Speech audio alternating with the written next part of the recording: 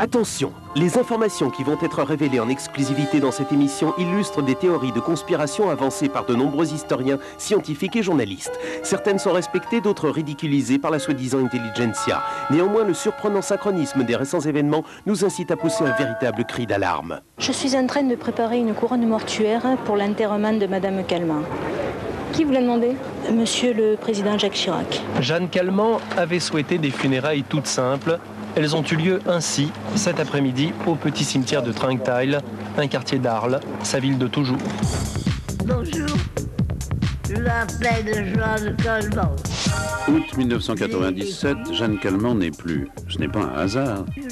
Qu'on n'essaie pas de nous faire croire qu'elle serait morte de vieillesse, trop facile. Ne serait-ce pas plutôt parce qu'elle en savait trop, parce qu'elle était devenue trop gênante.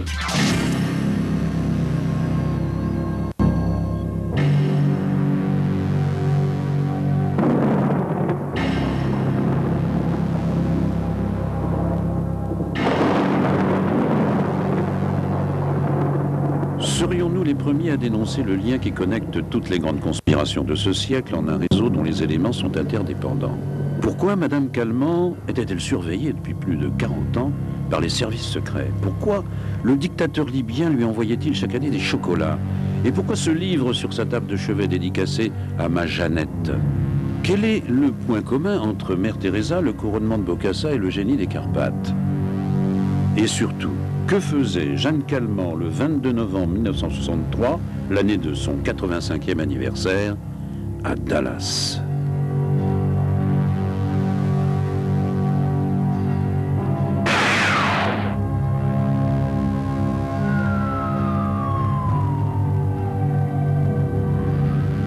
Un spécialiste en balistique a reçu en juillet 1997 des photos mystérieusement postées à Arles. Question, pourquoi les médecins légistes ont-ils remis un œil de verre dans l'orbite droite de Kennedy alors que l'œil avait sauté sous l'impact de la balle? Les experts en manipulation abusèrent une population sous le choc, mais écoutons plutôt le seul enquêteur que personne n'a voulu entendre. Bien sûr, il se cache. Ne seriez-vous pas parano à sa place? The angle of incidence of the so-called first shot was 42 degrees to the vertical. Fact, the so-called calculations which were made to explain the trajectory of this bullet did not take into account the torque, nor did they include the velocity of the vehicle the president was traveling in at the time. Fact, according to several witnesses on Commerce Street, this vehicle was up to 15 meters further forward when the bullet struck than the Warren so-called commission suggests. There is only one explanation. The shot that killed the president came from within the car. It was an inside job. Jackie had been planning it for years. Comment des hommes en viennent-ils à l'idée de tuer le chef de l'État?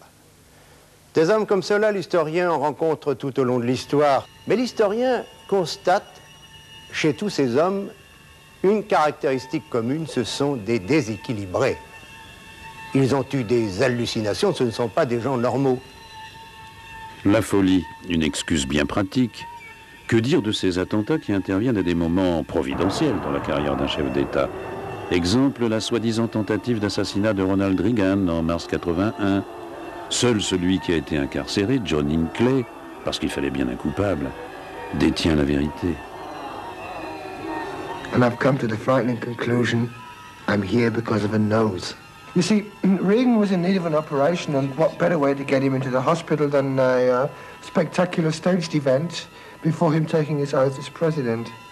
And once inside the hospital, they could operate on his nose while the press cheers for his martyrdom. You know, the dramatic events surrounding Reagan entering the hospital enabled him to achieve what I like to call an assassination bonus from a nation that never really recovered from the Kennedy shootings. Presque un an après l'attentat OAS qu'il avait visé sur la route de Chaumont, le général de Gaulle a une nouvelle fois servi de cible à ses adversaires déterminés. Les faits. Parti de l'Élysée, deux voitures foncent vers Villacoublay. Soudain, d'un coin de rue, une rafale. Mais les voitures ne ralentissent pas. À 50 mètres, nouvelle rafale. Les voitures ont passé, c'est fini. Les conjurés ont disparu. L'enquête continue. Mais l'attentat, si inutile qu'il ait été, aura plus hautement que jamais montré l'odieux d'un terrorisme pensé qui ne peut se réclamer que du crime. C'est la compétition pour les élections, la députation. Quand les hommes politiques n'ont plus fait recette alors que grondait en France la révolte des étudiants et que se multipliaient les chansons à messages lourdes de signification, Ce sont les idoles des jeunes que les forces de l'ombre tentèrent d'abattre, tel Claude François. En juin 1977, lorsque sa voiture, une Mercedes comme celle de Diana, fut criblée de balles, moins d'un an plus tard, ils réussirent à l'avoir dans sa baignoire.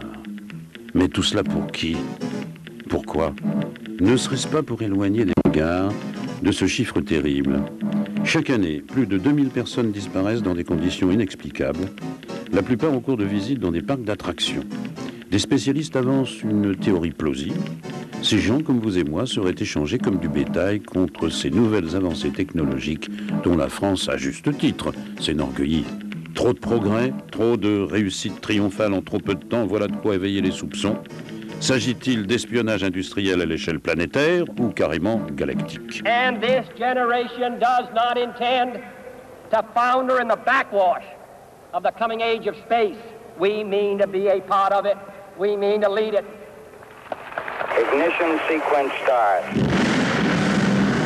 N'est-il pas effrayant de penser que le plus grand rêve de notre siècle, la fabuleuse aventure spatiale, ne serait qu'une gigantesque pantalonnade?